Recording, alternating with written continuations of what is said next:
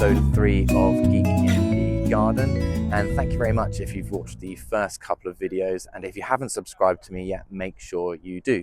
Now, you might be thinking, Anthony, you are not in the garden, and you would be correct, and some of you might recognize where I am from the buildings behind me, but I am back at the NEC in Birmingham.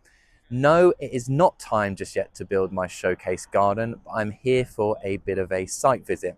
And I've just been shown where my showcase garden is going to be, here, and I couldn't be happier with where the placement is. It's going to be next to the main show garden, so that's going to be super exciting, and hopefully I'll be a lot easier for some of you to find this year. Now, there's lots of plans going on in the background for my showcase garden, but more of that to come in some future videos. Now today, as well as showing you a bit more about my showcase garden and some of the designs, I'm also going to do a bit of gardening in my own garden. And today I'm just going to show you how I sort out one of the areas that needs the most work in the garden. That's going to involve a bit of trimming of the salvia trees and tidying up some of the beds that I can't grow much in. So, like I've said before, let's get cracking.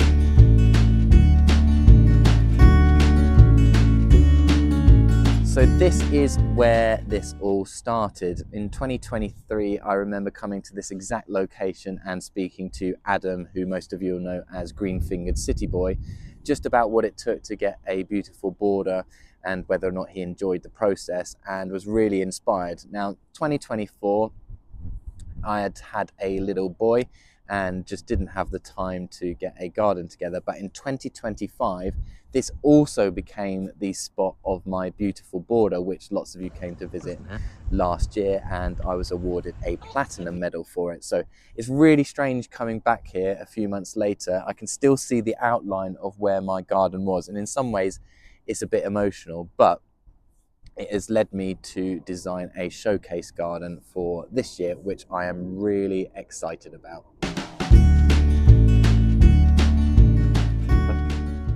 So I thought I'd just quickly run through with you this year's design for my showcase garden. So here we are. This is the top view. It is a profile view, this one. That's the one that's on their website, but it does look like a 5-year-old drew it.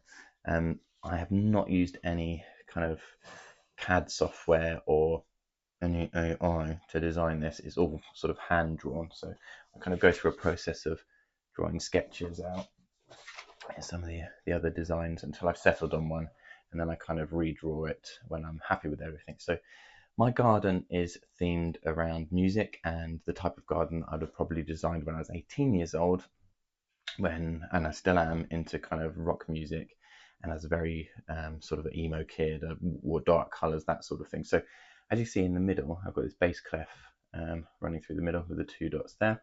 So this kind of is going to be a dark path that ends in a dark reflection pond. Then here we've just got a little decking area. The idea here is somewhere where you can relax and write music or listen to music and enjoy music, that kind of thing. Here, just a little feature, is a guitar bug hotel, which I'm really excited about. And then as you can see, I've tried to use really dark, moody colours. So we've got the kind of like black grasses here, the coleus here with the really cool kind of like purples and dark greens. There's some heuchera in here, some petunias. They're the night sky ones, the ones with the kind of like little white dots on it, and that kind of thing. So yeah, really excited about building this. And obviously I've now seen where the border is going to be, so I can kind of get a good idea of what that's going to look like. My biggest concern is just having enough plants to fill the space. Obviously this one is a lot bigger than the last one I did, and making sure that I've got enough planting to make it look like it should do is going to be a bit of a challenge, but really excited. But yeah, there we go. That's my garden update. Today I am going to try and tackle this corner of the garden. Now, from my first video, you might remember me saying that this is the area that needs most work, and that is still definitely true.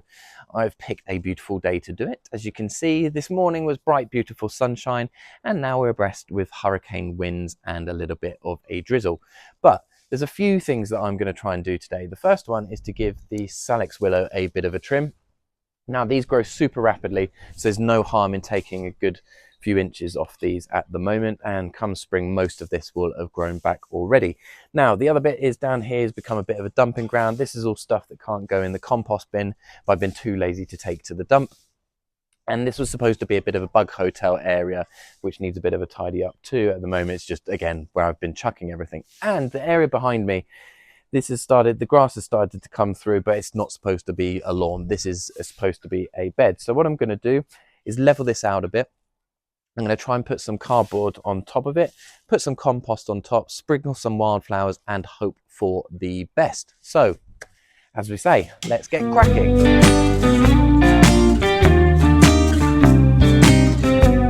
From my experience with these willows, you can be as harsh as you want to be. Some people like these in compact little balls.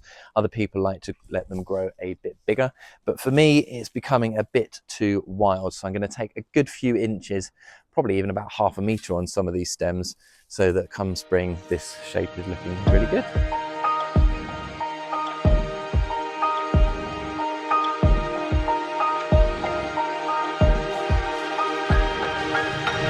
So hopefully, as you can see, that is now looking a bit more even either side. Now, it might look like I've been a bit harsh with this, but it means that I'm going to have a much more compact shape to it.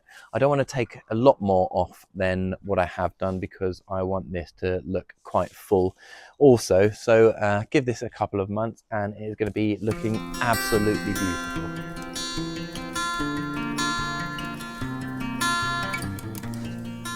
The next thing I'm going to tackle in this area is just get rid of all this rubbish down here, which basically is everything and anything that can't go in the composter. Now, I'm not going to bore you with that too much, but I'm going to do a little time lapse, cue the fast music. But we're keeping this, obviously.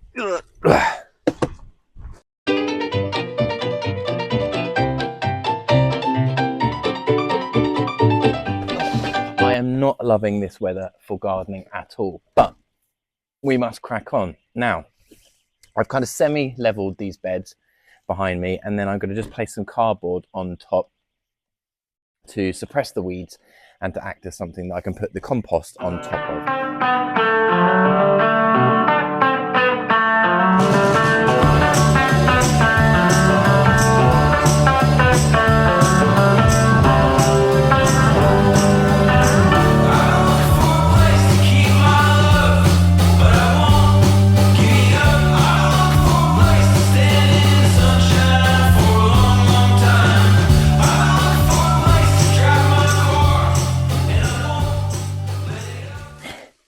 So we've got the membrane in place now, so I'm just going to pop down these stones, which I use in my Gardener's World live border.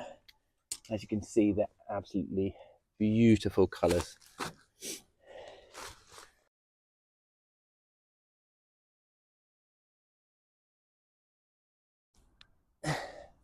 So this is where it all started in 2020. Fuck. What year did it come? I did a 2023. 2024 we didn't do one. 2025, so it must have been 2023 when we came here and saw Adam's garden. Yeah, go. Ready? Yeah. No, it's fine. So, you're recording?